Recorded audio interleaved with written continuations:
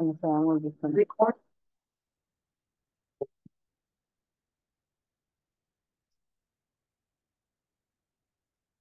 Hola, ¿qué tal? Buenas tardes a todos. Bienvenidos aquí a INDECAP de la Colonia del Valle en la Ciudad de México. ¿Ok? Buenas tardes. Y bueno, quiero dar la bienvenida. Hoy estamos aquí para una sesión extraordinaria, diría yo. No vamos a hablar de un tema en particular, como siempre acostumbramos en el foro jurídico de INDECAP, de algún tema en específico en materia penal, civil. Hoy estamos aquí para hablar de un tema de trascendente importancia. Vamos a hacer un análisis de la reforma judicial, algo que tiene convulsionado al país, que todos, ese es el tema de hoy. Y para ello yo de verdad estoy muy agradecida hoy con nuestros invitados de lujo que tenemos aquí en INDECAP, con mi querido doctor Humberto Ayala, de verdad que fue ese vínculo, ese enlace para poder realizar esta mesa de análisis que platicábamos, mi querido Humberto, que decíamos, hace falta mucha información, hacen falta estos foros entre abogados. Creo que es de vital importancia y tenemos una obligación mayor, los que somos abogados, porque conocemos la ley.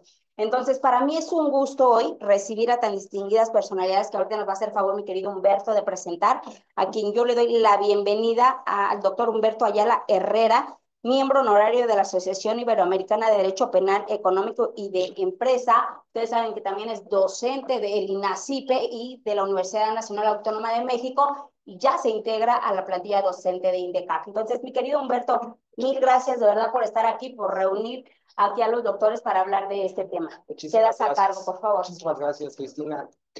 Antes de iniciar, quiero agradecerte a ti y a INDECAP por abrirnos las puertas. Para mí es un privilegio estar con todos ustedes, iniciando esta actividad docente en INDECAP con broche de oro. Esta sesión que vamos a tener el día de hoy, me complace hablar de la reforma judicial. Es un tema de vital importancia, no solamente en la comunidad jurídica, sino de toda la ciudadanía debe de conocer estos temas porque estos cambios que están por venir y que se materializan este 1 de junio traen, revolucionan todo el sistema de impartición de justicia. Y para mí es un placer contar con tres personalidades que yo siempre lo he dicho, el ser un funcionario judicial requiere de una vocación. No es de que hoy me levanté en la mañana y quiero ser juez. Estas tres personas de aquí, dos magistrados, un secretario del Tribunal Colegiado de Circuito, han dado su vida por el Poder Judicial. Han dado su vida por el Poder Judicial, han iniciado su carrera desde abajo, desde los cargos más bajos del Poder Judicial y han llegado a ser magistrados federales y secretario del Tribunal Colegiado. Ustedes saben que para ascender en esta carrera judicial no solamente es en cuestión de tiempo, sino es cuestión de conocimientos, de sabiduría y de mucho sacrificio, porque sacrifican familias, sacrifican muchas cosas para llegar a los puestos a los que estamos. Me complace presentar en primer lugar a la magistrada federal Ana Marcela Zatarain Barret, quien es actualmente magistrada del 9º Tribunal Colegiado en materia penal del primer circuito con residencia en la Ciudad de México.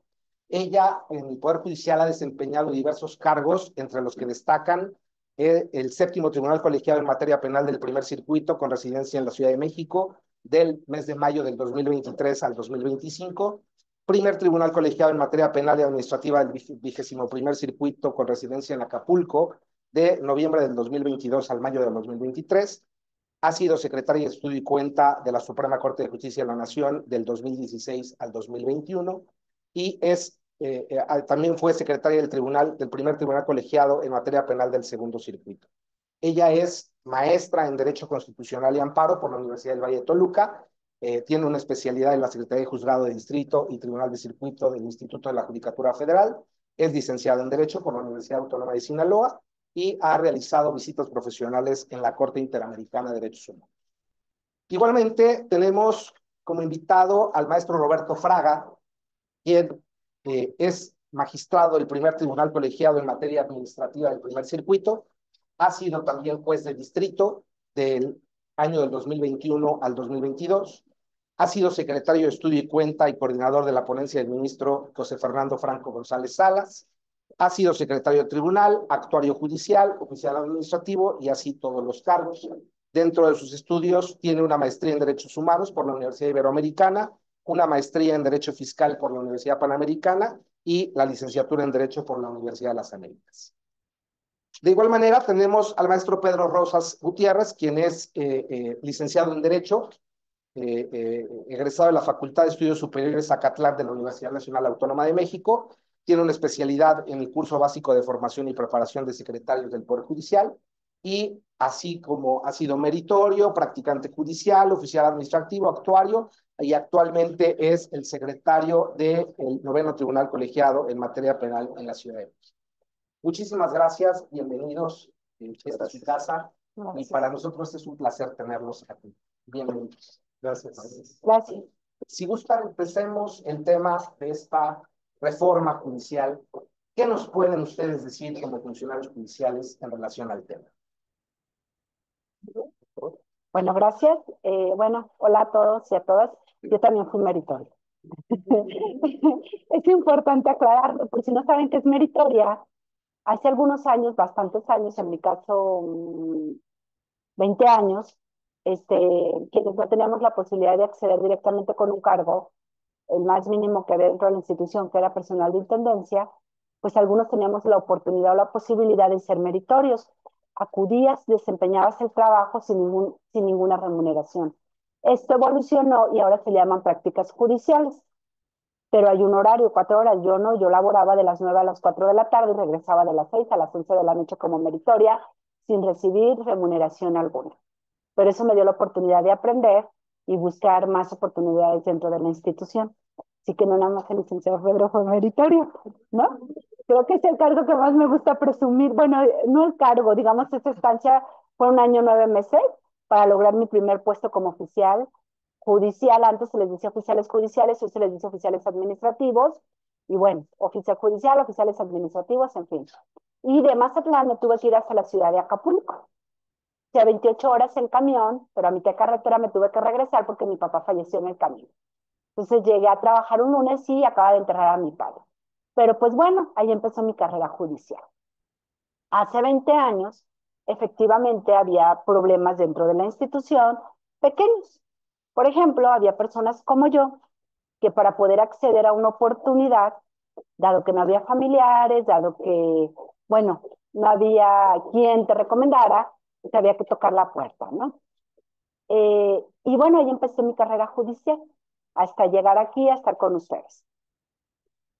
En mi caso voy a tratar de hablarles qué problemas hay dentro de la institución y qué fue lo que detonó esta reforma y por qué empecé a hablar de lo que yo viví.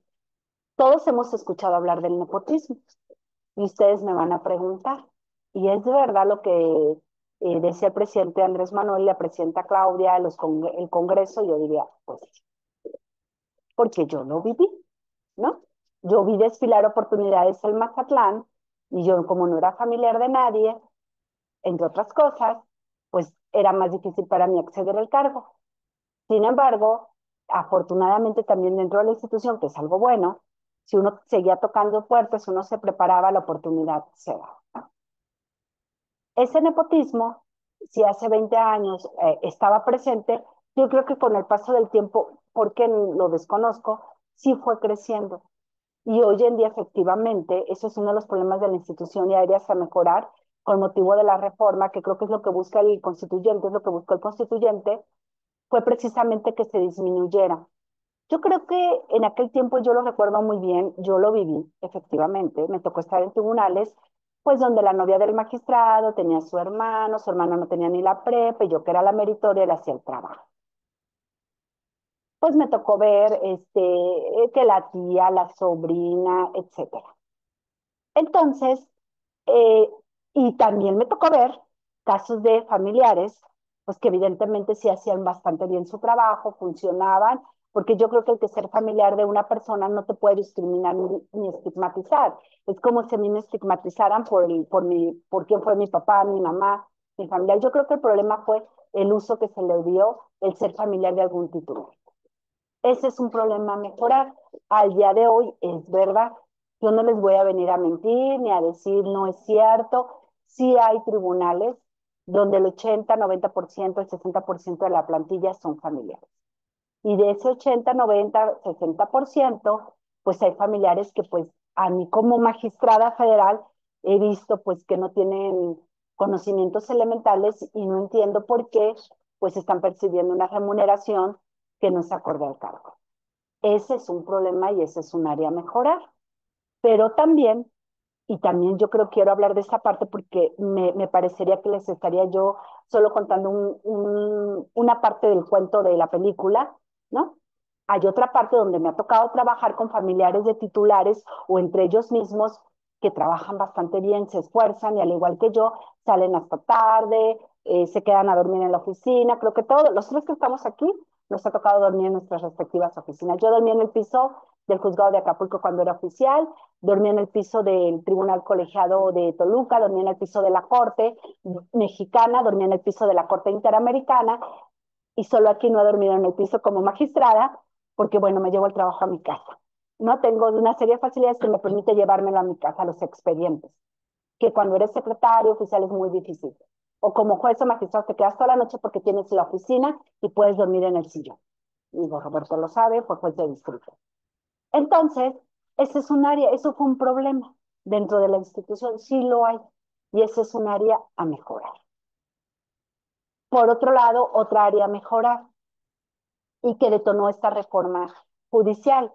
Si ustedes me preguntan, otro punto, pero el problema no solo es, y yo creo que esta parte se ha dejado a un lado y sí me gustaría destacarla, que no nada más hay redes completas de familiares de titulares, hay redes completas de familiares entre sí que no son titulares, pero resulta que llegas a un tribunal y encuentras dos, tres hermanos, y vas preguntando y resulta que en un edificio hay 20 familiares. Eso también es nepotismo. Entonces, sí es verdad, no solamente es del titular hacia abajo, o sea, no solamente es de manera de arriba hacia abajo, también de manera horizontal, horizontal. Entonces, pareciera que el de estar dentro de la institución, tener ciertas favoritismos, facilidades, desconozco, permitía que los familiares, de repente tengo tres oficiales familiares, dos secretarios, el esposo y la esposa secretarios, me tocó en un tribunal, no voy a decir dónde, donde resulta que estaba, yo me enteré que estaba el actuario y la esposa era la secretaria de acuerdos y tenía otro secretario de acuerdos y era el tribunal de lo familiar. Y así hay muchos tribunales de lo familiar, solo que, y hay que decirlo, no es la única institución con este problema, pero aquí sí se ha convertido en un problema grave que ha dolido a la sociedad y se entiende porque personas como yo que tocan la puerta, que buscan la oportunidad, si no eres familiar, pues a mí me tocó entrar en una fila, ¿no? Y yo lo agradezco porque eso me permitió aprender, poderme desarrollar. O sea, y me enseñaron a empezar desde abajo. Ese es un problema. Otro problema a mejorar dentro de la institución y que detonó esta reforma es la corrupción. No hablo de tráfico de influencias porque eso creo que ya muy pegado, no sé qué opina Roberto, Pedro, con el nepotismo. Tráfico de influencias pues se conocen, etcétera, la corrupción. También es un problema. Si ustedes me preguntan, ¿hay corrupción? Claro que la hay. Yo creo que donde hayan seres humanos va a haber corrupción, porque somos seres humanos. Sí, si ustedes me preguntan, solo que, también tengo que decirlo, en mi caso personal, al día de hoy, yo no me he tocado trabajar con ningún titular cuando yo era secretaria, oficial, meritoria, donde yo haya visto un acto de corrupción. Pero sí me he enterado y sí he conocido casos de corrupción. He sido víctima de la corrupción. Entonces, cuando yo escuchaba hablar al presidente, a la presidenta actual, al constituyente, es que hay corrupción, decía yo, pues sí es cierto. Yo lo vi en Guerrero. Sí hay corrupción. La hay en el fuero federal y me he enterado que es mayor en el fuero común. Digo, aquí no hay que aclarar que es fuero federal, fuero común, porque todos somos mínimo licenciados en Derecho, estamos en una maestría, en un doctorado, en un diplomado, etcétera. Sí la hay. A mí lo que me ha comentado la sociedad, lo que me han comentado los abogados, mi propia familia es, sí me dice una tía, pero hay más en el fuero común. Bueno, yo les voy a hablar de mi experiencia en el fuero federal. Yo vi la corrupción de cerca, tuve conocimiento ya como magistrada. Mientras yo fui secretaria, yo les mentiría a ustedes si yo vi algún acto por parte de mis titulares, de algún compañero, no. Pero sí lo hay. Y yo creo que la corrupción es un tema que está en la mayoría de las áreas donde hay humanos, ¿no? Entonces, ese es un área a mejorar, es un área a cambiar. Otro tema, el área a cambiar es que yo creo que va muy de la mano del primer punto que toqué, es el retardo en la administración de justicia. Que también de eso se ha dolido la sociedad. Muchos que hay asuntos que tardan muchísimo, le dan prioridad a otros. Pues, ¿qué creen? Si es cierto, también.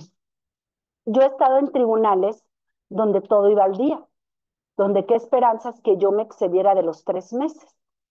Pero también me tocó ver tribunales donde hay un rezago impresionante. En algunos, lo tengo que decir, es comprensible porque las cargas de trabajo son exorbitantes. Roberto, que está en el tribunal administrativo, Pedro, que también lo ha estado, que estuvo en los juzgados administrativos, creo que a veces reciban 100 demandas en un día. Sí, claro. ¿Cuánto? Lo más, en mi caso, 180 en una 180 noche. en una noche. Entonces, usted calcula en 180 casos, 180 sentencias por día. Avientémonos en 20 días, son 100, pues ya tenías 3,000 asuntos para resolver un mes. Pues yo creo que humanamente es imposible que alguien dicte 3,000 sentencias en un mes. Ese es un caso donde ese rezago, ese retardo en la impartición de justicia a la luz del 17 no puede ser culpa del titular ni de los trabajadores, ¿no? Es del propio de que faltan órganos, pero de otros donde ese retardo no tiene justificación alguna. Y va muy de la mano del nepotismo, de la contratación de personas, pues que no tienen la capacidad, ni las ganas, ni el amor hacia la institución, hacia el país, para trabajar. ¿Por qué se han sostenido? Lo desconozco. Me tocó ver casos igual ya como magistrada, donde digo yo, ¿cómo es que este tribunal tiene 300 asuntos? Llegó y no turnaron en 2 años y resulta que yo llegué y a los 2 meses nos turnaron 200 asuntos. No, en un mes me turnaron 200, 300 asuntos que estuvieron ahí parados. No, pues humanamente yo no voy a poder sacar 500 asuntos, ¿verdad? En un mes. Pero decía yo, ¿pero por qué tienen este rezago? Si el otro tribunal más cercano tiene un rezago menos de la mitad. Y lo estoy viviendo actualmente, donde llego y hay una ponencia con un rezago que al día de hoy yo no entiendo. Entonces, sí, sí es verdad, sí lo hay. En algunos casos, como en el caso de la experiencia vivida por el magistrado, pues entiendo. En otros casos, no lo entiendo. Yo lo que he descubierto es que va a la mano del punto número 1. Y eso, pues, no está bien. O sea, los mexicanos no nos merecemos esto. Entonces, todo eso detonó lo que hoy estamos viviendo. De hecho, en la propia Corte hay ponencias de ciertos ministros que hay un rezago y otras que no. La razón la desconozco. Ahí me tocó estar en ponencias donde íbamos al día. Si tardaba salir el asunto, era porque no alcanzaba a listar si eran demasiado asuntos. O sea, como insisto, hay casos de que es exceso y otros que no hay exceso de asuntos. Bueno, eso provocó esta reforma. ¿Por qué? Porque si salimos a las calles, la gente está dormida. Yo creo que en muchos casos tienen razón. También otra cuestión, y ese ya sería mi último punto, no lo había yo tocado, pero ahora que me ha tocado salir a la calle, tengo que reconocerlo, que no había yo alcanzado, no a comprender porque sí lo comprendía, pero el dolor que le provocaba a la ciudadanía el formalismo jurídico. Y eso va muy de la mano que como institución no nos acercamos a la gente y no les explicamos lo que estaba sucediendo. ¿Qué es formalismo jurídico? ¿Por qué por una tontería concedes el amparo? Y yo lo estoy viendo, o por qué por eso cuando hay soluciones que nos encontramos en el derecho comparado en tribunales internacionales, donde la salida o la alternativa igual y es un debido proceso, no genera esta reposición indiscriminada. Yo lo estoy viendo en proceso penal, no voy a decir cuál porque creo que me van a soñar la estoy en contra de esas jurisprudencias.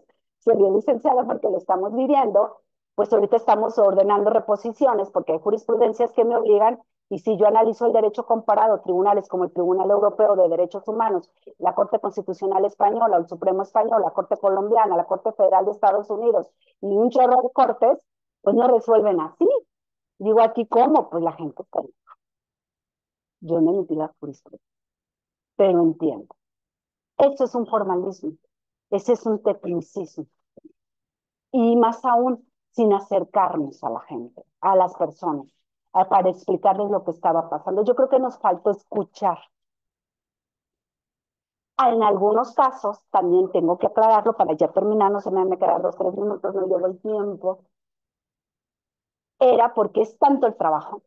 El señor juez, yo lo estoy viviendo cuando llegué a Acapulco, cuando de acá, donde estoy, son tantas sentencias que te absorben. Le dedicas tu vida, te quedas a dormir ahí. Y en otros casos es falta pues de empatía, ¿no? Yo creo que en algunos de nosotros pues nos absorbió el trabajo. Muchos hemos dicho, aquí está Roberto, pues yo sé dictar una sentencia, a mí pónganme a investigar lo que quieran, a dictar una sentencia, principios, valores, pero creo que esta parte de escuchar y no necesariamente no recibir, porque al día de hoy pues, recibimos a las personas que acuden, sino acercarnos, acudir a las universidades, acudir a otros foros. Pero yo le decía a alguien, con todo respeto, ¿verdad? Pues hay universidades donde ¿para qué voy? A esas universidades donde es más difícil el acceso. Ahorita estoy tratando de entender un término, vamos a democratizar la justicia, el derecho. Vamos a democratizar el derecho que llegue a todos y a todas, a humanizar esto. Entonces, ¿por qué? Porque hay lugares donde evidentemente la calidad de la educación no es la misma y es más difícil de entender por qué un tribunal resuelve así o por qué sucede esto, por qué sucede lo otro. Entonces, yo creo que también eso nos faltó. O sea, más que no es tanto publicidad acercarnos. O sea, yo decía, es que a qué voy, bueno, no voy a decir universidades, pues donde pues, son personas pues de pues una clase alta, ¿no? Vamos a esas donde de verdad es más difícil que llegue un buen libro, que llegue un buen autor, que tengan acceso, que alguien como nosotros les explique qué es el amparo, directo, indirecto, que es un recurso, cómo se llega, que sí, que no, porque aquí hay menos corrupción, que ir a hablar con un juez, con un magistrado, no les va a costar dinero, que lo que les está diciendo su abogado es mentira. Yo creo que eso nos faltó y yo les decía, y voy a concluir esto, yo ya me ha tocado que me han hecho, primero esa pregunta me la hizo una adolescente en el CCH y lo digo, que si era buena la reforma. Me la volvieron a hacer. Ayer tuve la oportunidad de estar con alumnos de la UNAM. Bueno, y mi respuesta ha sido la misma. ¿Y tú crees que es buena la reforma? Porque pues yo vengo de carrera judicial, yo llevo más de 20 años dedicándome a esto, he dejado mi vida aquí, amo hacer esto, amo investigar, amo dictar sentencias, de verdad hay temas que a mí jurídicos que me apasionan, soy ardua defensora de los derechos humanos, pero también entiendo la situación de seguridad, derecho penal del enemigo, todo eso entiendo, y diría, es que me afecta, bueno, más que afectarme, entiendo las razones del constituyente. Entiendo que fue una respuesta a estos problemas. Cuando desde adentro no se dio la solución en su momento, pues el cambio tuvo que venir de afuera. Yo creo, y lo he dicho también, que esta es la respuesta que encontró el Ejecutivo, el Legislativo, para tratar de solucionar estos 4 o 5 problemas que yo les planteé. Si es buena, entonces voy a responder. Si no hubiese estado esta reforma, yo no estaría dialogando con ustedes. Ahorita venía hasta una persona hasta atrás y nos encontramos. Salí del elevador y dije, ay, ella ya subió los 4 pisos. Al andar dije, ay, ¿cómo le hizo? No alcancé a ver si traía zapatillas, pero si trae zapatillas me infarto. Dije, subió 4 pisos sin zapatillas corriendo y yo tuve que ir al elevador. No estaríamos aquí viviendo eso, experimentando esto. Yo creo que ya el acercamiento humano ya trajo algo muy bueno a la reforma, el que nos ha permitido ver. Está la otra parte que yo entiendo que está generando polémica, sin embargo es derecho positivo. Y está en nuestra Constitución y es lo que el constituyente consideró que son los representantes. Acabo de dar una conferencia de representación directa y todo esto, democracia participativa, que eligieron. Hoy es derecho positivo, hoy estamos aquí, es un reto para mí como magistrada, sí lo es. Sin embargo, he vivido experiencias bien bonitas a los lugares que he visitado, he conocido personas que nunca hubiera pensado conocer, los he escuchado y les agradezco. Miren, yo salgo y les doy las gracias siempre por haber a los mercados. Gracias, gracias, gracias. Dije, ay, ya aprendí algo nuevo. Y eso vale la pena. ¿Cuál es el resultado? No sé. Me han dicho, ¿cree que funcione? No sé, porque no hemos vivido la experiencia. Es derecho positivo, está en la Constitución. Vamos a darle la oportunidad. El tiempo va a decir si funcionó o no funcionó. Yo no se los puedo decir. Si yo trajera la experiencia, yo les puedo hablar de derecho comparado lo que ha sucedido en Colombia, en España, en Alemania, en Francia, en Italia, en Costa Rica y en otros países, en Estados Unidos, en Reino Unido, sobre ciertas cuestiones jurídicas. Esto no, porque en esos países donde yo he investigado, pues no está esto. No sé. Espero que sí funcione. Y yo también, ya ahora sí termino, como les dije ayer a los compañeros, bueno, a los muchachos, jóvenes, perdón, de la UNAM, el pueblo de México está invirtiendo muchísimo dinero. No voy a decir gastando. Esto es una inversión, porque se está buscando solucionar un problema. Es mucho dinero el que se está invirtiendo. Entonces vamos a darle una oportunidad y vayamos a votar. Y ya esperemos los resultados. Si funciona, qué bueno. Si no, seguramente el constituyente y el ejecutivo va a intentar buscar una solución. Pero si ya se está invirtiendo, como es como cuando mamá y papá están gastando mucho dinero en nuestra educación, lo mínimo que podemos hacer es echarle ganas y hacer lo que nos toca. Y pues bueno, esa sería mi participación. Gracias. Gracias.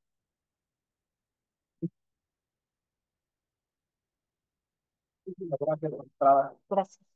Efectivamente, son temas claves, el tema de la corrupción, el tema del nepotismo y todas estas vicisitudes que trae la reforma judicial. Me gustaría ahora darle el uso de la voz al magistrado Fraga eh, para escuchar su opinión acerca de la idoneidad de los perfiles de las personas candidatas de toda esta cuestión de la reforma. ¿Qué opinas, magistrado? Muchas gracias, doctor. Antes que nada, mi agradecimiento al Instituto de Estudios y de Capacitación Jurídica por la invitación, a la señora rectora, la maestra Ortega, muchas gracias. Y gracias a ustedes por estar aquí con nosotros. Bueno, me parece que un punto inicial sería, ya Marcela nos dio un diagnóstico muy claro de cuáles fueron todos esos problemas, vicios que se advirtieron en el Poder Judicial y que llevaron a que pues, se hiciera esta reforma que transforma totalmente al Poder Judicial. No sé si han escuchado en el radio los spots del INE o las mantas que están poniendo ahora recientemente que dice, vota por el nuevo Poder Judicial.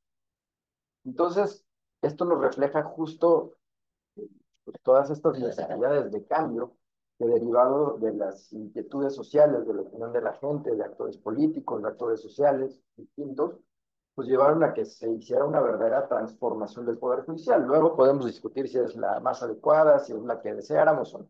Pero finalmente se hizo una transformación total. Entonces, bueno, ya sabíamos cuál era el diagnóstico, cuáles eran los problemas del enfermo, pero ahora necesitamos saber cómo curarlo. Y entonces el legislador lo que estableció fue, pues vamos a cambiar el sistema de justicia. Desde los últimos 30 años, después de la reforma del 94, en México teníamos un sistema de justicia burocrático. ¿Por qué burocrático? Pues porque a las personas juzgadoras, a las juezas, jueces, magistradas y magistrados, se elegían, o el sistema de justicia estaba conformado por un sistema de escalafones. Y entonces, para poder ser juez, ¿no? Por ejemplo, pues había primero que haber sido secretario, y entonces una vez que una persona era juez, pues entonces podía aspirar a ser al siguiente nivel, a ser magistrado. Entonces, como parte de este gran cambio tan importante, lo que el legislador pensó y que establece la exposición de motivos es, bueno, pues ahora vamos a adoptar un sistema democrático. ¿Y qué implica un sistema democrático? Que entonces las personas juzgadoras se elijan a través del voto directo de la ciudadanía, ¿no? Es decir, democratizar, no politizar. Pero el sistema democrático judicial implica eso. Entonces, que así como elegimos a los titulares del Poder Ejecutivo, del Poder Legislativo, pues ahora tendremos que elegir a los titulares del Poder Judicial. Y entonces, digamos que ese es uno de los grandes cambios, ya implementada la reforma, ¿no? Como tal, o la sustancia de la reforma, ese es uno de los cambios sustanciales. Es decir, ahora ya no quedará en la responsabilidad del propio Poder Judicial a través de sus órganos internos, que en este caso todavía es el Consejo de la Judicatura Federal, el establecer exámenes y determinar de qué manera se iba a seleccionar a las personas juzgadoras, a las juezas, jueces, magistradas. Ahora será a través del voto directo de la ciudadanía, a través de una elección, en que entonces todos los ciudadanos tengamos esa gran responsabilidad de elegirlos. Y me refiero a esa gran responsabilidad porque ahora es cuando los jueces o los jueces, magistrados, incurrían en algún tema de responsabilidad, pues el encargado de advertirlo, de investigarlo y de sancionarlo en su caso, pues era el propio Poder Judicial a través del Consejo de la Judicatura Federal. Pero ahora, pues, los primeros responsables de seleccionar a los mejores perfiles, pues seremos los ciudadanos, al ir y votar por cada una de las personas que elijamos. Y después, pues a través de las nuevas figuras que existirán, como es el Tribunal de Disciplina o el órgano de administración, pues serán los encargados que también, al menos el Tribunal de Disciplina, sus integrantes serán elegidos también de manera democrática a través del voto directo, pues será entonces ese órgano el que tenga que analizar y determinar la responsabilidad o la eventual responsabilidad de las personas juzgadoras. Entonces, bueno, aquí hay, ese es uno de los grandes cambios que implica la reforma, ¿no? Que ahora nosotros como ciudadanos tendremos que elegirlos con esa gran responsabilidad de que, pues, en nuestro voto quedarán al cargo. Alguna vez escuché, bueno, sí, sí queremos este sistema y no importa si nos equivocamos, decía alguna persona que lo entrevistaba. Pues bueno, pues está bien, ¿no? Asumiremos las consecuencias como ciudadanos de no haber cumplido con nuestra responsabilidad de revisar bien los perfiles de los candidatos para poder elegir a los mejores posibles, ¿no? Pero bueno, ahora vamos para allá. Entonces, ya implementada esta reforma, como les digo, ¿no? Partiendo de que ahora estamos en un sistema totalmente distinto al que habíamos tenido, pues ahora es el siguiente paso. Ok, y ahora, ¿cómo vamos a elegir a las personas juzgadoras? Sí, lo vamos a hacer a través de una elección, del voto directo, pero ¿cómo vamos a materializarlo? ¿De dónde vamos a sacar a los candidatos o a los perfiles que se quieran postular? Porque pues, en este país somos 200 millones de personas y a lo mejor abogados sabemos muchísimos, ¿no? Es una de las carreras más socorridas todavía en la actualidad. Entonces, pues se era un tema bastante delicado el poder contener o acotar cómo lo haríamos, ¿no? En el sistema anterior, en el sistema de carrera judicial, en el que, como les decía, para poder acceder al cargo de juez de distrito tenía que tenerse cierta antigüedad como secretario de juzgado, secretario de tribunal. Normalmente eran 5 años, porque tenía que tener una persona de experiencia en ese cargo, pues para poder acceder al siguiente, ¿no? En este caso, pues se han variado totalmente esos requisitos. Pero bueno, entonces, eh, por ejemplo, retomo la idea, perdón. Para el examen de juez en ese sistema de carrera judicial, aunque había esos requisitos de tener por lo menos 5 años en el cargo de secretario, con una antigüedad, por lo menos también el mismo tiempo de titulado, abogado, etcétera, había veces que a los exámenes para acceder al cargo de juez de distrito, en el que solamente se concursaban 20 plazas, digamos, hablamos de un promedio de 20 plazas, se inscribían 3,000, a veces 4,000, ¿no? Candidatos a hacer el examen. Y entonces, imagínense, de un universo de 4,000 candidatos, a través de las diversas etapas de los exámenes, pues se llegaba a seleccionar a los 20 mejores, a las 20 mejores personas para ocupar el cargo, pues atendiendo a las calificaciones que se habían obtenido en los diferentes exámenes, ¿no? Entonces ahora, pues imagínense si lo abríamos a que nos inscribiéramos todos los que tuviéramos un título de abogados, pues sería un universo todavía mucho mayor. Entonces, derivado de ello es que se determinó que cada uno de los poderes de la Unión, el Poder Ejecutivo, el Poder Legislativo y el Poder Judicial, iban a convocar a las personas para que se inscribieran a cada uno de estos poderes y que cada uno de estos poderes postulara a un número de candidatos, ¿no? El número ideal era que cada uno de los poderes tendría que postular a 2 candidatos por cada uno de los lugares vacantes. Y esto era importante porque del universo de las personas juzgadoras que estamos actualmente en funciones, que somos, por redondear los números, 1,800, pues la mitad de todos estos 1,800 son los cargos que se tendrán que elegir próximamente, el 1 de junio, ¿no? Entonces, pues aún así es un número muy importante de cargos, que si lo multiplicamos por el número de candidatos que tendría que haber por cada uno de esos cargos, pues son muchas las personas que por lo menos deberían tener un perfil mínimo para poder participar y postularse y pues competir para obtener el cargo. Entonces, derivado de ello es que cada uno de los poderes estableció a un comité de evaluación en el que se conformó de manera independiente. Cada uno de los poderes de la Unión establecieron las reglas para determinar quiénes iban a ser los miembros de sus comités de evaluación, para que a su vez ellos seleccionaran a las personas candidatas de cada uno de los poderes. El problema, o digamos una de las situaciones a las que se iban a enfrentar, y como a la postre sucedió, es que iba a ser tal el número de personas que se inscribieran a cada uno de estas convocatorias, que iba a ser muy complicado, tal vez sin hacer este tipo de exámenes o tener filtros todavía mucho más rigurosos, pues el reducir el número de personas de 5,000, ¿no?, que se habían inscrito, por ejemplo, me parece, en el Poder Legislativo, por reducirlo a un número de 1,500, 2,000 personas, ¿no? Por tiempos, por recursos, pues iba a ser complicado hacer exámenes muy tan minuciosos, digámoslo así, pues para poder filtrar a las personas. Entonces, lo que se determinó es que primero se tendrán que hacer un primer filtro en el que se establecieron quiénes eran las personas elegibles, digamos a través de criterios objetivos, como cuáles, pues la edad mínima requerida, la antigüedad como abogado, el tener un título de abogado, el que en las ciertas materias de la licenciatura se tuvieran los promedios necesarios para tener también como un mínimo de requisito objetivo el que pues era una persona que conoce de la materia de la que se pretende postular, ¿no?, derecho constitucional, derechos humanos o cualquiera de las materias ya específicas de especialización de los órganos jurisdiccionales, como puede ser administrativo, penal, civil, laboral.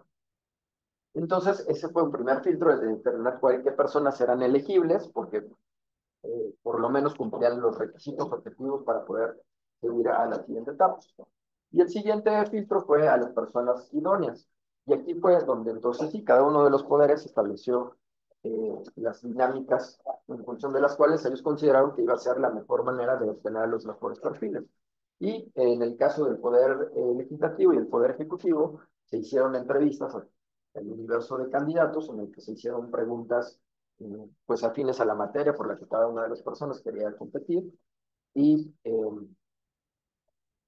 derivado de estas entrevistas que se hicieron con estos cuestionamientos, pues cada uno de los comités hicieron la evaluación de esas personas y llegaron a seleccionar un número menor del universo que se tenía inicialmente.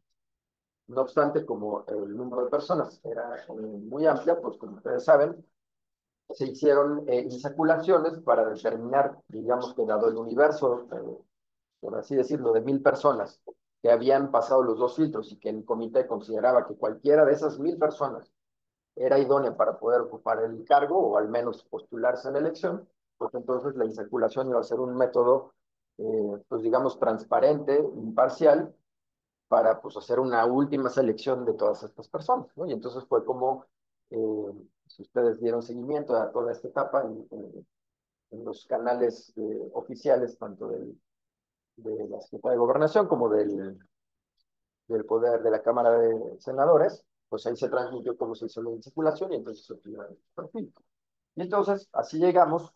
El Poder Judicial, bueno, fue algo excepcional porque derivado de las suspensiones que habían, entraron en un dilema los miembros del comité si pues respetaban la suspensión y entonces no continuaban con todo el proceso que se habían planteado finalmente para elegir a los perfiles, o si lo continuaban, pues incurrían en una violación a la suspensión y entonces pues, era un problema técnico importante. Entonces, bueno, finalmente el Poder Judicial también acabó eligiendo a los candidatos por una insaculación que se tuvo que hacer en el Senado de la República. Ok, pues entonces ya teniendo a todos las personas seleccionadas que se iban a postular como candidatos por cada uno de los poderes, pues llegamos ya a la etapa final en la que en algunos de los cargos sí se postularon a todos los candidatos posibles, es decir, a los 6 candidatos posibles por cada plaza. En algunos lugares no hubo los candidatos suficientes porque también había que respetar la paridad de género y entonces pues ahí fue donde se complicó en algunos circuitos judiciales porque no había el número de candidatas suficientes o candidatos suficientes y bueno, finalmente se llegó a lo que tenemos ahora. Pero digamos, retomando este comparativo entre lo que sucedía antes con la carrera judicial y cómo eran elegidos las personas juzgadoras a través de exámenes, pues ahora entonces la idoneidad de las personas pues se hizo a través de estos filtros y de esta insaculación para tenerlos ya en la boleta como candidatos. Y entonces ahí revive la importancia y la responsabilidad que volvemos a tener como ciudadanos para ya los candidatos que aparecen en la boleta, que suponemos son personas, todas ellas, idóneas para ocupar el cargo, porque ya superaron los filtros que tuvieron los comités de evaluación de cada uno de los poderes, pues entonces ahora nos tocará a nosotros como ciudadanos revisar el perfil de cada una de esas personas y entonces en nosotros quedará el seleccionar al más idóneo, porque el más votado será entonces el más idóneo para ocupar el cargo y será finalmente el que entre en funciones. Entonces, de ahí pues el contraste, ¿no? Que hay entre que antes, pues a través de exámenes, los mejores promedios se consideraban que eran las mejores personas, y ahora será a partir del examen que hagamos nosotros, pues de su información curricular, de lo que logremos investigar de cada uno de sus perfiles, pues el que sean derivado de la votación directa y de este sistema democrático, pues las personas más idóneas. Entonces, pues ese es otro de los grandes temas que en este momento cobra la mayor importancia porque justo estamos ya en esta etapa, ¿no? En la que como ciudadanos ya conocemos cuáles son los candidatos que nos corresponden en cada uno de los distritos electorales en los que nos encontramos, es decir, donde acostumbramos votar, y entonces pues es el momento en el que podamos conocerlos para que de manera informada elijamos a los más idóneos. Entonces, con posterioridad, pues podamos decir que el sistema de justicia realmente mejoró y es nuevo, y esta necesidad de renovarlo, pues nos lleve a buen puerto, porque los perfiles realmente sean los más adecuados para la tan importante función que es juzgar. A lo mejor más adelante podemos retomar un paso más de cómo implementarlo y ahora cómo conocer realmente a los candidatos que nos corresponden por toda la distribución que se hizo en el país de los cargos. Y bueno, creo que por aquí podremos eh, terminar esta participación en espera de lo que hablemos más adelante. Muchísimas gracias, magistrado.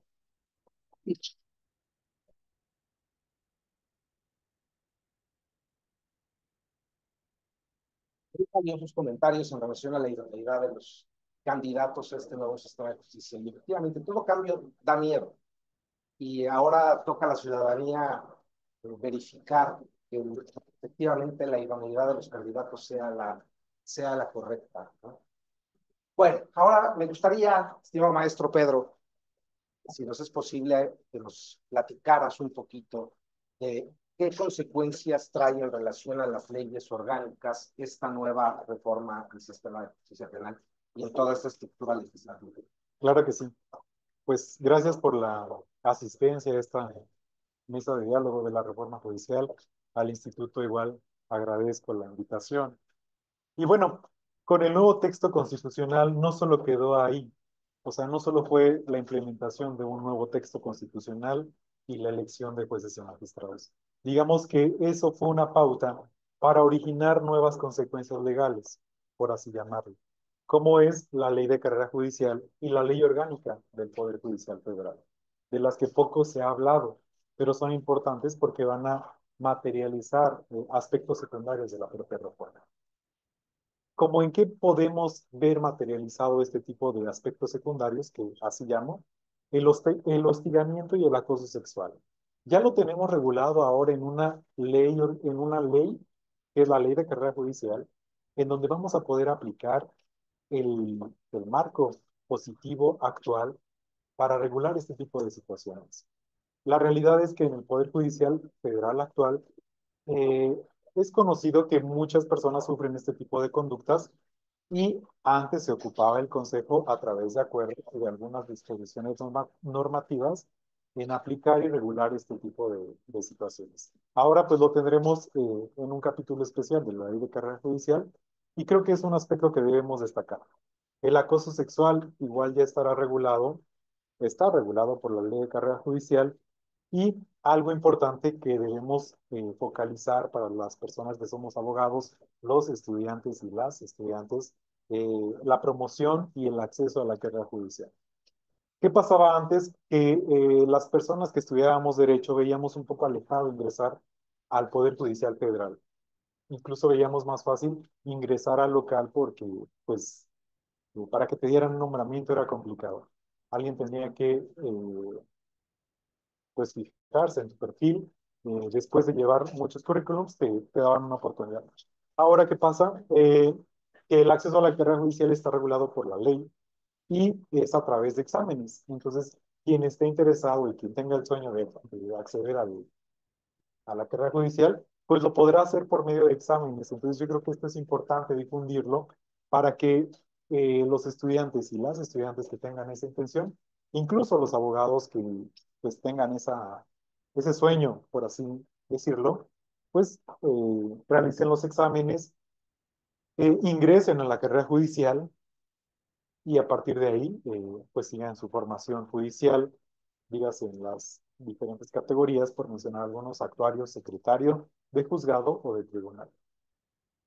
Creo que ese es un aspecto relevante que podemos destacar de la actual ley de carrera judicial y, bueno, también la ley orgánica del Poder Judicial Federal. La ley orgánica del Poder Judicial Federal contempla muchos aspectos, pero creo que hay varios que tenemos que darles importancia y que tienen un peso jurídico importante, como el resolver los asuntos en 6 meses. Es un mandato constitucional, pero en la ley orgánica se aterrizó con consecuencias para los servidores públicos que no lo hagan. Ahora el nuevo Tribunal de Disciplina al llegar, pues de oficio puede revisar por qué no han resuelto los asuntos en ese plazo. Incluso nosotros pues podemos acudir a denunciar este tipo de situaciones y así evitaremos que los asuntos se queden guardados por mucho tiempo y que se resuelvan en el plazo constitucional y que ahora se establece que son 6 meses. Al igual se contempla la responsabilidad no solo para los titulares, sino para los secretarios. Creo que este es un aspecto importante porque quienes nos dedicamos al mundo jurídico en el Poder Judicial, sabemos que en muchas ocasiones no depende únicamente del titular, depende desde el oficial, desde el secretario que no propone una buena propuesta, porque los titulares están rebasados en el trabajo. Entonces, tienen que tener un buen equipo para poder sacar el trabajo de la mejor manera. En algunas ocasiones, aunque ellos quieran, aunque se quiera más bien, pues no es posible, porque si no hay una buena propuesta, si no hay un buen entendimiento jurídico, un buen nivel de un secretario, pues es complicado administrar justicia de la mejor manera. Sale de las posibilidades de los titulares y creo que este es un buen punto que aborda la ley orgánica, consecuencias jurídicas o responsabilidad por así llamarlo, para el secretario que no resuelve, o más bien que no propone el proyecto de sentencia en el tiempo establecido. Es responsabilidad compartida. Anteriormente, pues, uno como secretario, si no quería trabajar, pues decía, el titular es el responsable, ¿no? Acá, pues ya vemos esta dualidad de responsabilidad en el cual comparten la responsabilidad tanto el secretario como la persona titular. Y retomando un poco el acceso a la carrera judicial en la ley de carrera judicial, pues creo que es un aspecto importante y sustancial que ahora los titulares tendrán que elegir a las personas que quieran contratar de listas de promoción. Entonces, para ser parte del equipo de un magistrado, tendrán que ser primero parte de una lista. Y no solo eso, sino ser parte de los primeros porcentajes con la mayor calificación. Esto creo que es importante porque ya no solo van a elegir a personas que sean cercanas a ellos, porque puede ser que no se materialice de la mejor manera, pero van a estar obligados siempre a elegir de estas listas, pues personas que hayan cubierto los requisitos y que hayan obtenido una buena calificación en su desempeño en el examen. Entonces, creo que esto es muy importante, visibilizarlo, transmitirlo para que los estudiantes y las estudiantes vean cercano el ingreso a la carrera judicial.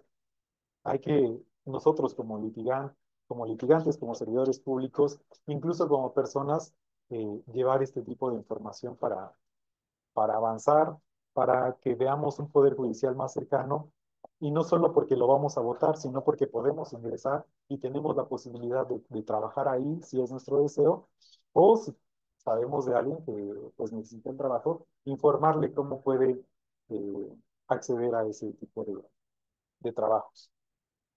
Creo que pues las leyes contemplan muchos temas, pero lo relevante en estos minutos que amablemente me dieron sería esto, los aspectos relevantes que está materializando el legislador en las leyes secundarias, pues son estos, no solo es acercar al Poder Judicial por medio de voto, sino para ingresar, para hacer una carrera judicial, pues ya el último escaño, que es ser persona titular, está regulada por la votación y pues ya dependerá de la campaña en su momento que se haga para ingresar, para ser más bien persona titular.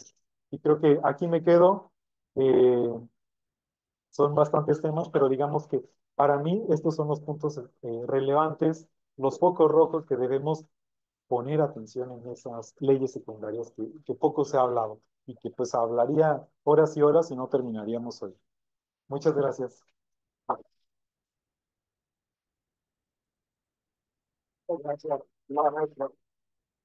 Pues, como se dieron cuenta, queridos amigos, el tiempo es muy corto para hablar de esta reforma y los temas son muy amplios. Y hemos tomado tres tópicos de esta plática. La cuestión de los problemas a los que se enfrenta el Poder Judicial, a lo que se enfrentaba el Poder y a lo que se enfrenta el nuevo Poder Judicial en esta función democrática, la idoneidad de los candidatos que en este ejercicio de voto popular van a estar en las boletas y también las cuestiones de leyes secundarias. A reserva de veo que varias personas quieren participar. Yo les agradezco y los invito, no nada más a ustedes como comunidad jurídica, sino a toda la comunidad en general. Este proceso democrático al que nos vamos a enfrentar el 1 de junio próximo es sumamente importante. ¿Por qué es importante? Porque de ello va a depender un valor inexplicable, que es la justicia que vamos a tener. Y yo cerraría, nosotros como vos litigantes, yo creo que todo el mundo hemos visto ese letrero de Morelos cuando entramos a un tribunal, que todo el que se queje con justicia tenga un tribunal que lo escuche y lo ampare contra el arbitrario. Yo le agregaría que todo el que se queje con justicia tenga un tribunal independiente, que lo escuche y lo proteja. Muchísimas gracias, magistrados. Es un honor tenerlos en este poquito bastante difícil. Gracias. Les deseamos el mayor de los éxitos en esta contienda. No cabe la menor duda de que son personas sumamente capaces y sumamente capacitadas, y eso es lo que debemos de buscar en este ejercicio democrático, ver los perfiles de cada uno de los candidatos y no dejarnos llevar por redes sociales o porque sean influencers o porque hagan TikToks, sino realmente es dejarse influenciar por lo que saben, por lo que han hecho en sus carreras judiciales. Veo muchos jóvenes que están en esta contienda, que no dudo de su capacidad, pero para ser jueces, como lo dije en un inicio, se requiere vocación que estas tres personas tienen, y les agradezco infinitamente toda su atención y muchísimas gracias. ¿Tienen alguna pregunta? Ven, para ti.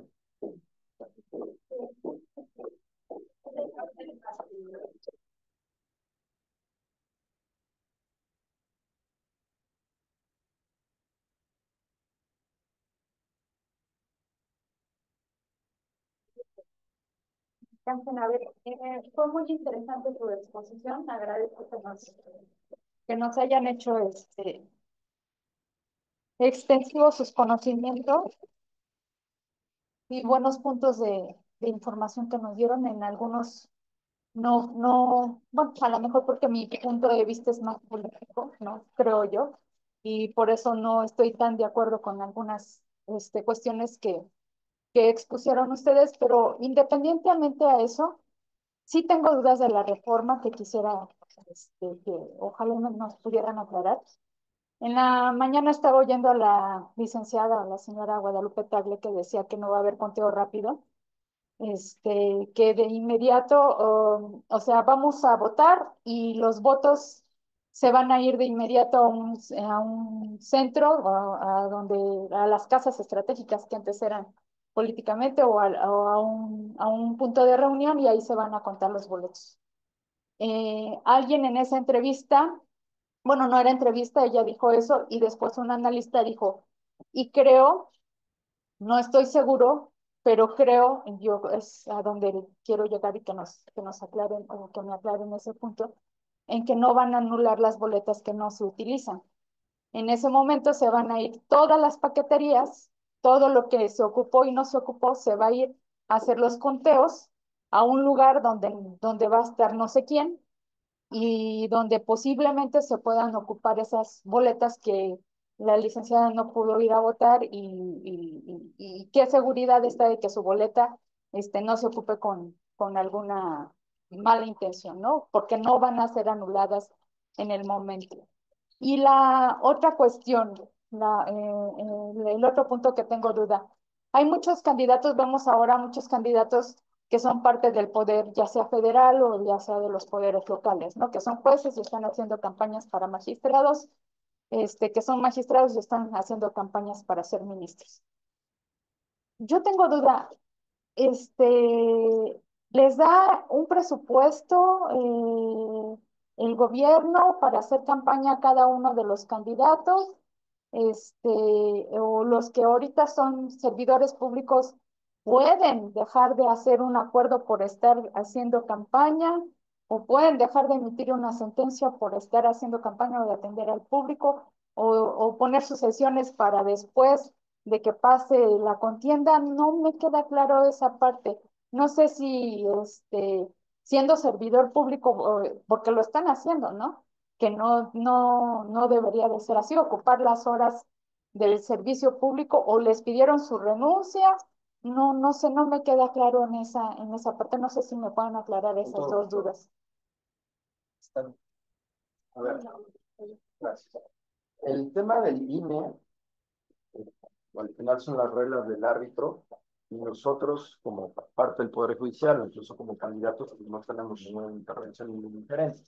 Lo que le podría decir es que, por lo que sé de personas a las que se les está capacitando para ser funcionarios de casilla, el presidente de la casilla lo que hará es efectivamente recolectar todos los paquetes electorales, es decir, de las urnas, empaquetar todas las votaciones, todo ponerlo en un solo paquete, y con personal del INE, que estará en la propia casilla, irán a las juntas distritales y a alguna otra de las oficinas, digamos, más regionales del INE a dejar toda la paquetería electoral, incluso resguardados por la Guardia Nacional.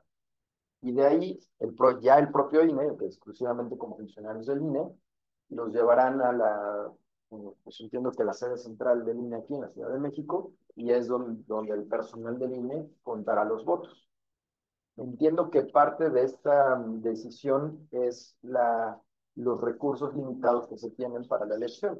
Originalmente el INE había solicitado, no sé si un 50% más del costo, o sea, de lo que se le otorgó como presupuesto para poder implementar la elección.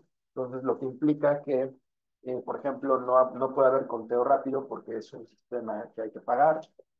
No puede haber papelería pegada fuera de las casillas en el que normalmente se refleja el conteo rápido que se hace una vez cerrada la jornada electoral.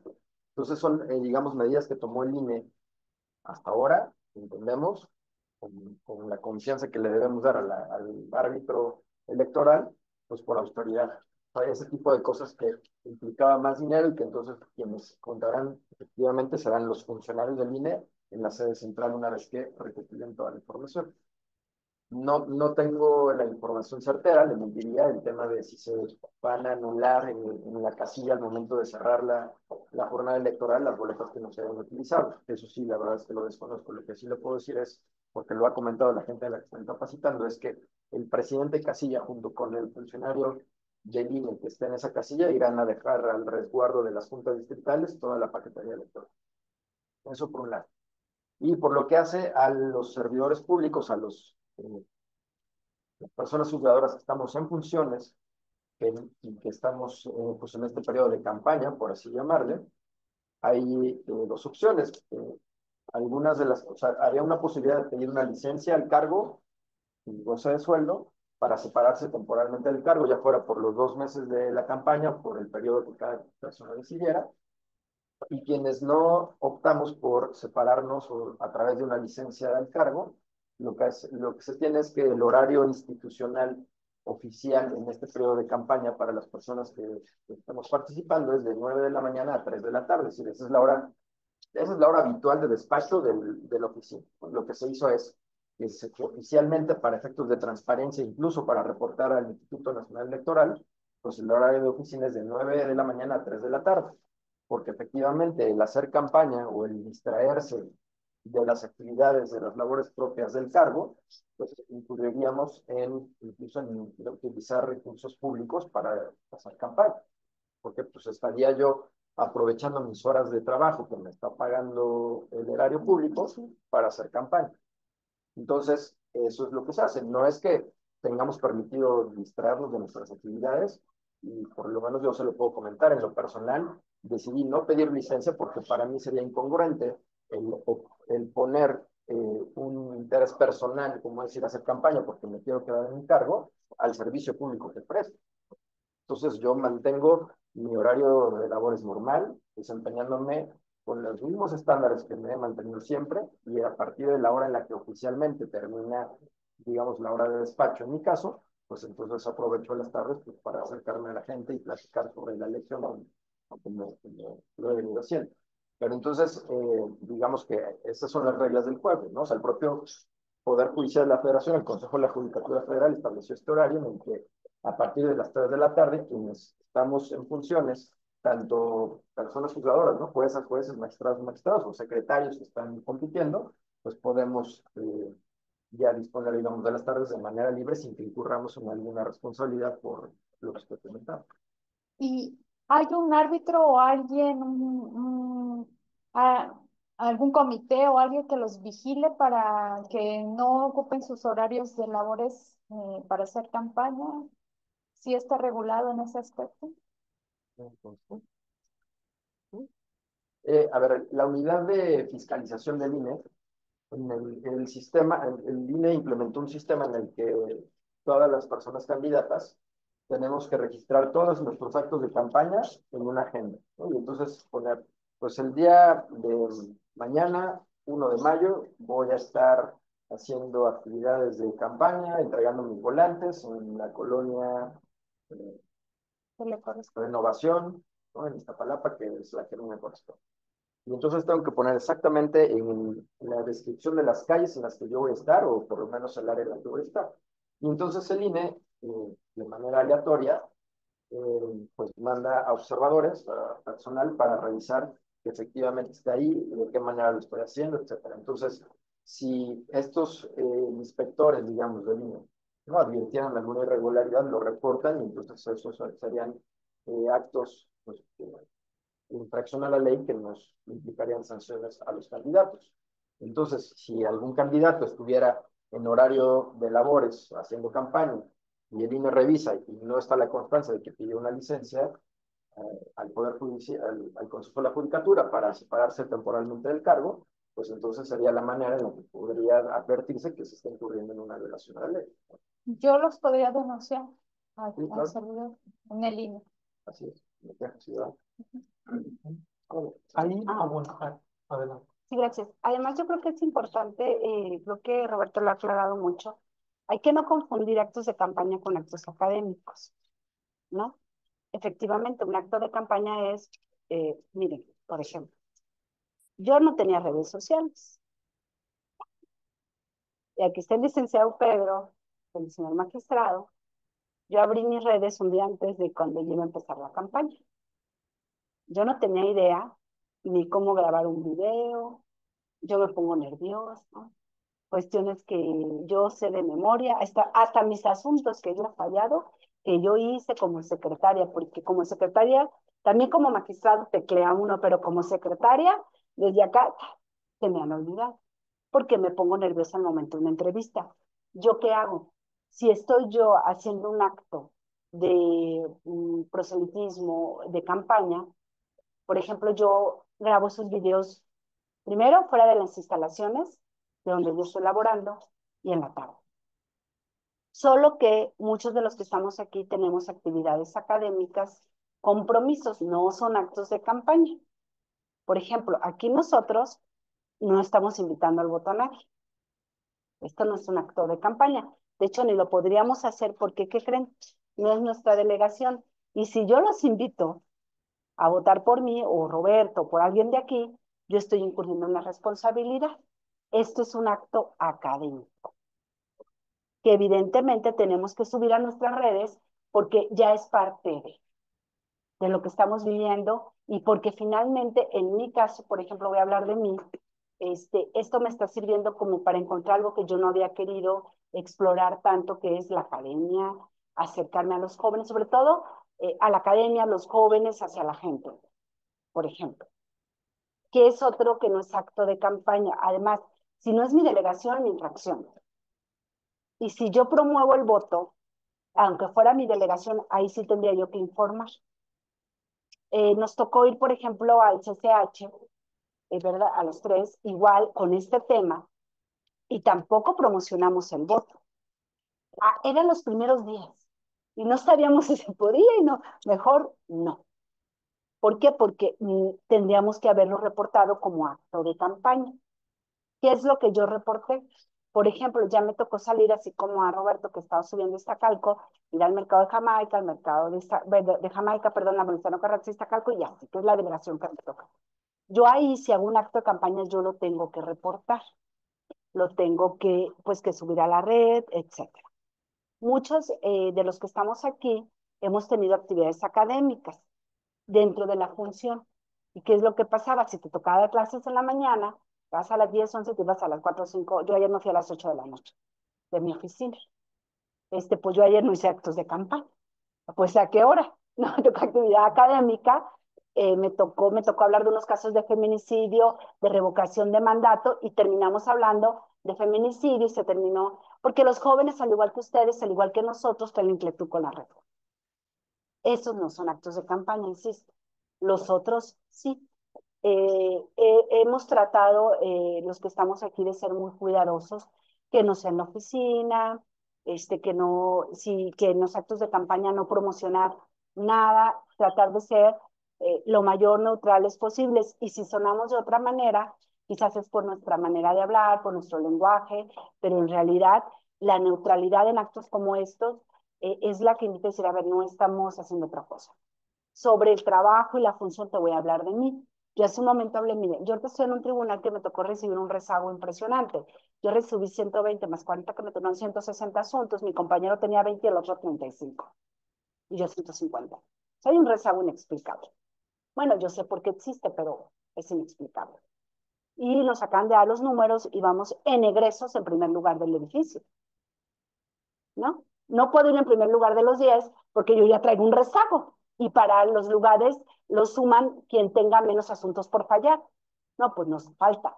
Pero somos el tribunal que más hemos egresado, ¿no? El licenciado Pedro también está en campaña, es mi secretario, y no hemos bajado el ritmo. O sea, el trabajo pues lo estamos sacando adelante. Además, como bien lo dice mi compañero y lo digo yo, si yo amo esto, si a esto me he dedicado 20 años, con todo respeto para quien lo ha hecho de manera diferente, cada quien vemos las cosas de manera diferente, tenemos una óptica, un cristal diferente, pues sería una incongruencia. Ustedes saben, miren, en mi edificio hay tribunales que se quedaron sin titulares. ¿Y qué creen? Si no hay titular, no se puede acordar y se paraliza. Y lo voy a hablar, no estoy en acto de campaña, yo me sometí a una cirugía pesada en diciembre, grande, y me tocó la presidencia en enero y yo iba a pedir licencia médica. Pero ¿qué creen? Yo era la única magistrada. Y si yo también me iba de licencia, pues el tribunal no funcionaba, porque solo el magistrado de carrera judicial con nombramiento como nosotros puede acordar.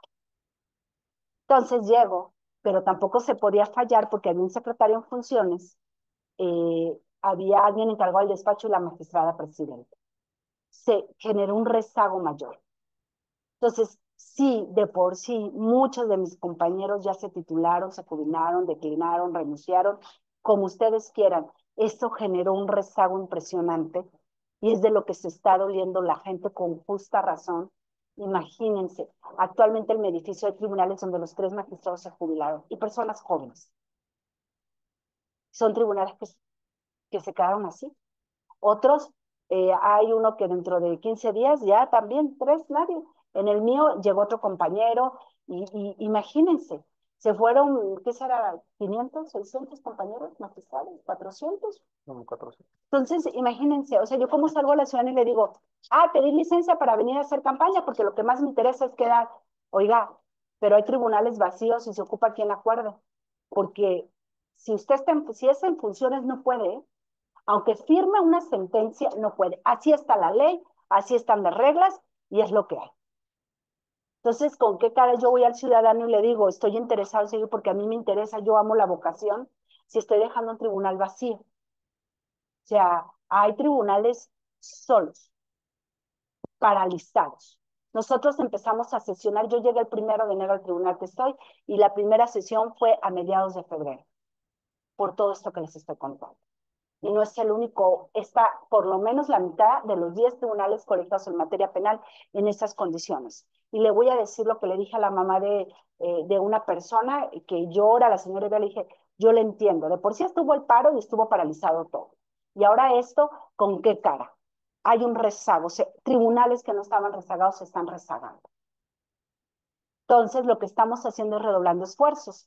Yendo, en mi caso, sábados, domingos en la tarde grabando, lo está haciendo mi compañero, o sea, haciendo esto. Y aparte están las actividades académicas y de compañeros, personas que queremos mucho, que jóvenes que quieren saber, o ustedes, pues, oye, yo ahorita les decía, hoy tuve sesión, hoy tuve esto, hoy tuve lo otro, ayer me levanté a las 2 de la mañana, y aquí andamos, porque entendemos la inquietud de todas y de todos. Entonces, en mi caso, es un acto de congruencia el no haberme ido. Dije, si no pedí licencia en enero, no, pues menos ahorita, no, licencia médica, ¿no? Y así estamos, sin dormir, bueno, Roberto lo sabe, y viviendo algo nuevo. Les decía, yo me veo grabando en TikTok y de repente me estreso y digo, pues, ¿cómo? Y ya de repente dije algo y que me equivoqué, pues ya ni modo, pues no soy perfecta, discúlpenme. Yo no crecí, usted creció con TikTok, ¿verdad que no? No, ni tengo tampoco. Vea, Facebook. Sí, eso Sí, dígame. Algo que me dijo la compañera, ¿no es cierto? Piensan que todos eh, pudieran ustedes tener las redes, pero no. Yo radico en el municipio de Chimalhuacán, tengo ahí viviendo 22 años.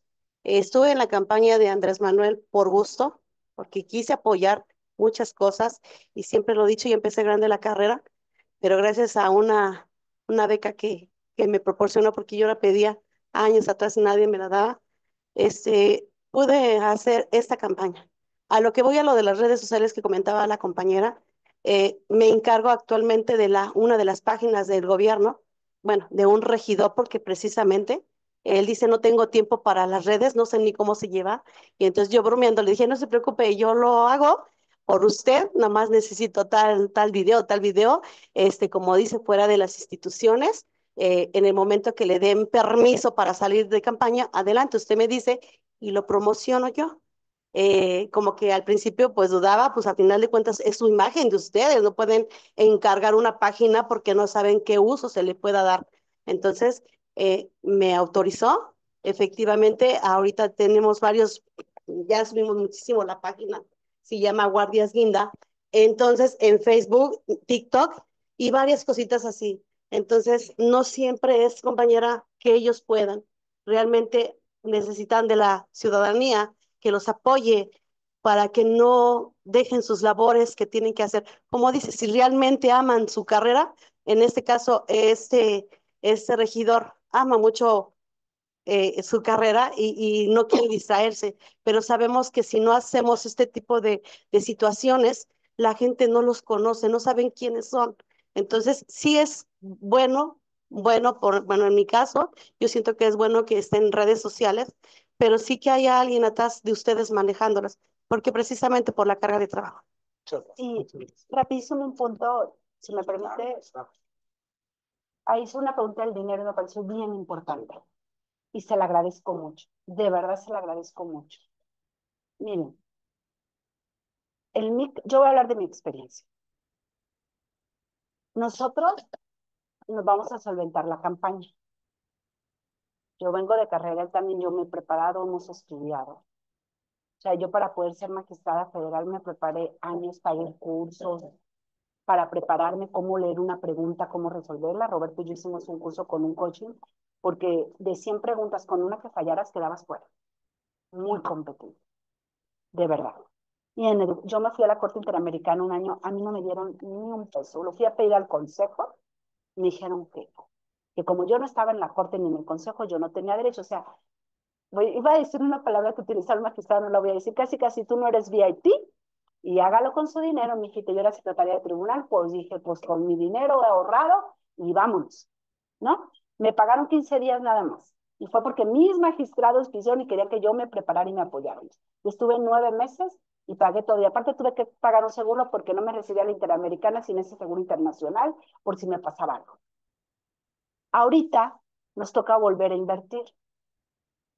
Y bueno, yo quiero seguir. En mi caso, yo le estoy haciendo una inversión que creo es la que debe darse de acuerdo al caso. Es con mi dinero, es con mis ganancias, todo sale de mi cuenta de nómina.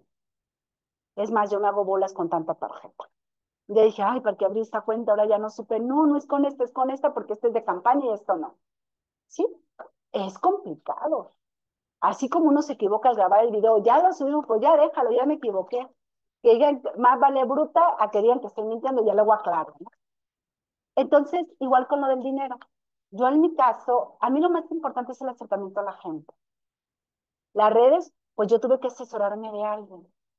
Y ahora me dicen, no, mire, es que en Facebook son de tal a tal año, en TikTok y en Instagram y las historias cortas. Y yo así, bueno, o no, mis sobrinas, tía, y subimos un video de esto. No, sí, hija, déjame, pregunto, mejor no subas nada porque capaz si me descalifican. Y luego yo soy de Sinaloa, que esté licenciado Pedro. Tía, porque ella conoce mucha gente. Yo tengo familiares que trabajan en bandas de música. La del Recodo, los Recoditos, el Coyote, la Original, la Arrolladora. Digo, mejor no. No vaya a ser y me descalifiquen y crean que fui yo, que sí que le di dinero y yo no di nada. Y ella me los grabó y me los mandó. Hija, mejor no. Bueno, tía, la sube el espoteo porque creo que tiene 14,000 seguidores. Está muy guapa y ella nada más se toma fotos y la sigue, ¿no? Y así estamos. Yo creo que Roberto se está enfrentando, se puede, no se puede, lo hago, no lo hago. Y vea, miren, ahora que fui a los mercados y que he ido a la calle, y aquí está alguien que me acompañó y le decía, aquí ya no se puede, ¿por qué? Porque está a media cuadra del mercado y usted dijo en el mercado. Oiga, pero aquí está el mercado y donde estoy repartiendo el volante es donde está la cafetera, ¿no? Y si llegan los del INDE, y yo, ¿de verdad? No sé. A mí pregúntenme de amparo directo, indirecto, de sentencias de la Corte Interamericana, de teoría del delito, del proceso. Perdónenme, muchachos, perdónennos a los que no estamos en esto. Radica un tanto de injusticia, porque yo también veo con una compañera de generación, ella también toda la vida se dedicó a estudiar y ahorita, es más, nunca fue a una fiesta de generación, porque estaba estudiando ella después, y ahorita tiene que andar, pues, no coloquialmente viéndonos la cara, ¿no? Oye, y pobrecita, ¿no? Digo, pues ella se metió mucho en su papel, o no sé, como dicen todos los de la gente, ella se subió a su navita y ni nos saludaba en la calle. Y pobre, y ahora tiene la moneda al revés, ¿no? Tiene que, oye, fíjate que soy candidata, vota por mí, somos Mira, el mismo distrito, pobrecita. no, Cuando digo, qué injusta es la institución que no les respetó el haber estado ahí tanto tiempo dedicándose al estudio para darle el servicio y ahora tiene que andar haciendo este tipo de cosas. ¿Para qué? A lo mejor llega alguien que no tiene tanta trayectoria, no tiene tanto estudio, pero como no sabemos si van a anular la boleta, va a tener más votos que ellos. perdón, ya voy a dejar a mis compañeros hasta, miren, me parece muy difícil a mí, esa es mi visión muy personal, ojalá y se logre transmitir, decir si es justo o injusto, porque finalmente fue una decisión del pueblo de México. Y entramos en un problema de democracia directa, democracia indirecta, representativa, teoría del Estado. Ayer me metí mucho a eso porque me tocó dar una conferencia académica. Aquí está el doctor, debe saber más que yo todo esto, es maestro, porque es dual. Yo lo único que les puedo decir es que fue lo que se encontró para encontrar una solución, valga la redundancia. En mi caso, yo me estoy enfrentando a esto, pero a mí, yo le agradezco a Dios porque he conocido gente muy valiosa. Gente, pues, que me ha dicho cosas y las escucho. O a veces hubo alguien que se me acercó, no, mire, yo hago esto, pero yo ocupo que me pavimenten las calles. Y yo le dije, mire, ojalá y logre transmitir lo que le voy a decir. Yo no puedo ayudarla a que le pavimenten su calle. Lo que sí le puedo decir es que usted que puede promover para que le pavimenten sus calles, y como estoy en acto de campaña se lo puedo decir, porque como magistrada sí se lo digo, es asesoría y estoy cometiendo un delito federal. Entonces la señora me entendió y le dije, mire, si usted quiere grabamos un video, usted dice lo que tenga que decir, lo subimos, vamos con el alcalde, la llevo y la pongo, porque, híjole, ¿en qué momento dejó de ser magistrada y estudiando asesoría jurídica?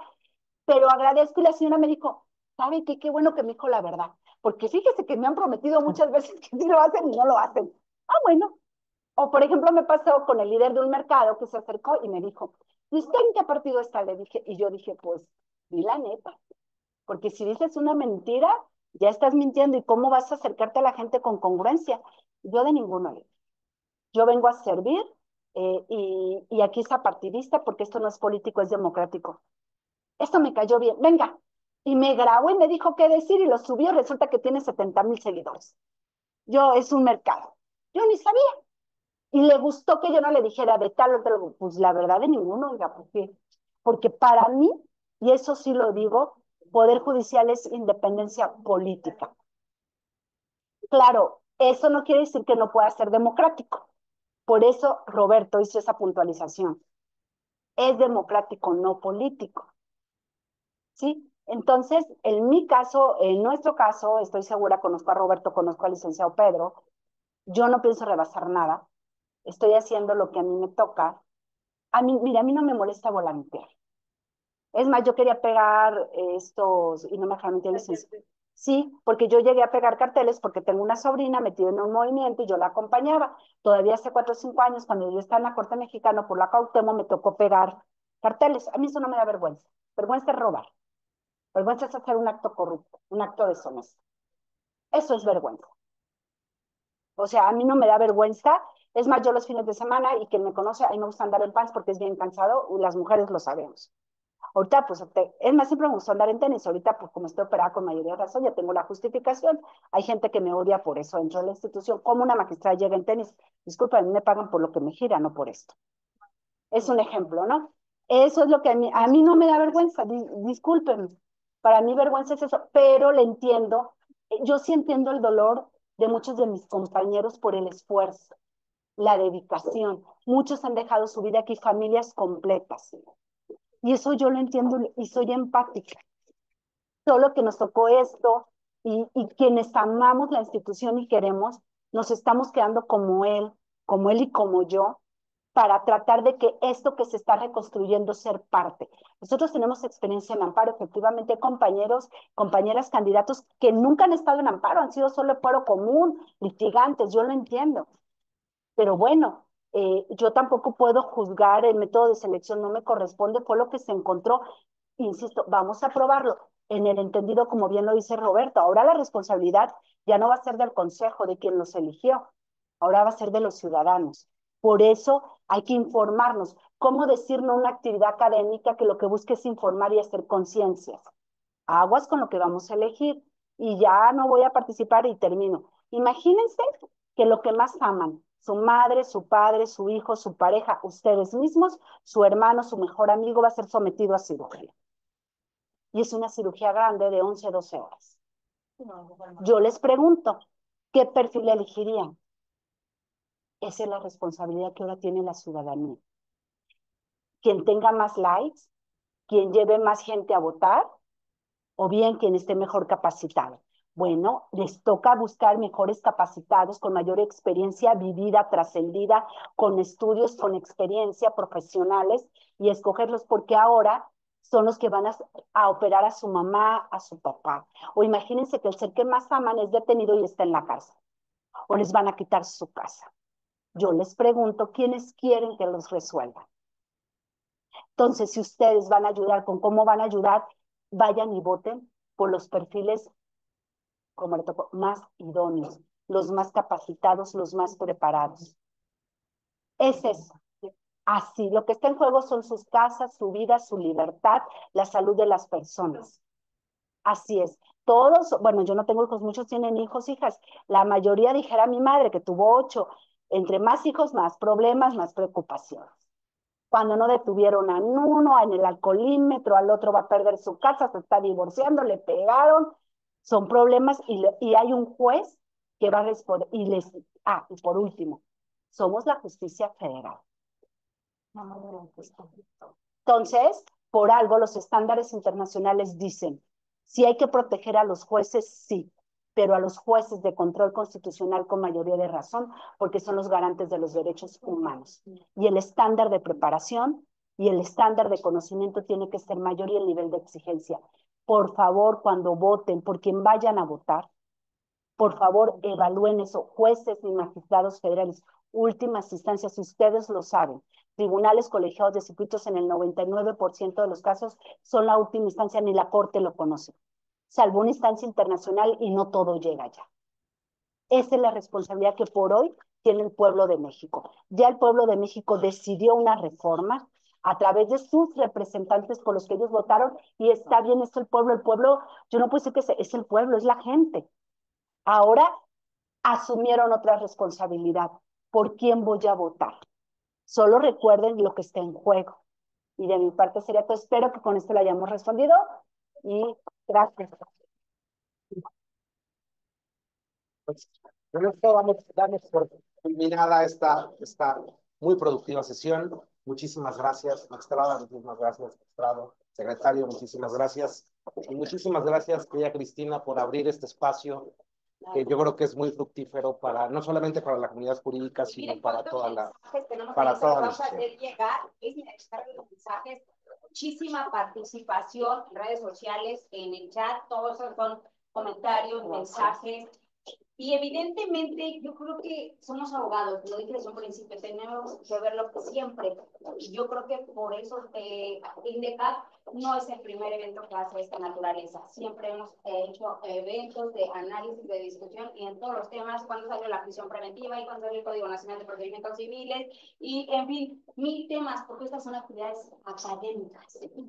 Y muy respetables las ideas, y para esto son, para dar nuestros puntos de vista, pero siempre piensen que cuando por lo menos nos reunimos en una cuestión de capacitación y todo, es con una cuestión académica, una discusión académica. Entonces, yo os agradezco muchísimo su participación, esta visión que nos vinieron a dar, y como dice magistrada, yo en las redes sociales, yo siempre les pongo ahí, comparto y digo, tenemos que apostar por la experiencia, por la trayectoria judicial, por la carrera judicial, por quienes ya traen el conocimiento, la experiencia para esta impartición de justicia. Entonces, muchísimas gracias, mi querido Humberto, de verdad te agradecemos mucho y pues los estaremos siguiendo.